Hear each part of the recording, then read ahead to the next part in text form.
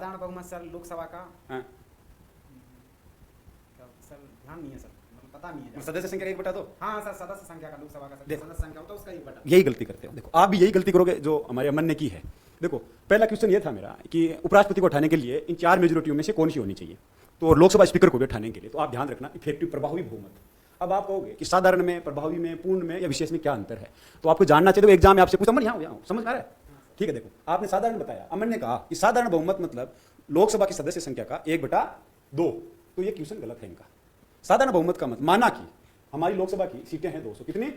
200। साधारण बहुमत का मतलब है जो ये सदस्य संख्या है इसमें से जो लोग लोकसभा में आएंगे, किसमें आएंगे? लोकसभा में आएंगे। उस लोकसभा में क्या आएंगे? उपस्थित रहेंगे, वोट करेंगे। तो मान लो लोकसभा में आए लोग उपस्थित 160, वोट किया कितने ने? 150। जो वोट करेंगे उनका 1/2 होगा। कितना होगा? 1/2। जो वोट करेंगे उनका 1/2 तो कितना आ जाएगा? 75। उसमें एक जोड़ देना है, कितने आ जाएंगे? 76। तो साधारण बहुमत ये होता है। अब आया पूर्ण बहुमत। पूर्ण बहुमत जो मैंने आपने पहले बताया था कि लोकसभा की सदस्य संख्या का 1/2।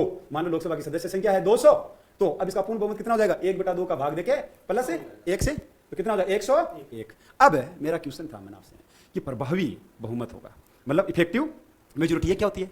इसी से ही उपराष्ट्रपति हटता है, इसी से ही लोकसभा स्पीकर, लोकसभा अध्यक्ष हटता है। तो प्रभावी में क्या होगा? देखो, 200 जो सीटें हैं, इन सीटों में मान लो कोई एमपी बीमार हो गया, किसी की मृत्यु, बीमार लोग, किसी का दिवालिया घोषित हो गया, उसने सीट खाली कर दी है, किसी की मृत्यु होगी, मान लो 20 सीट खाली होगी। कितनी सीट खाली है?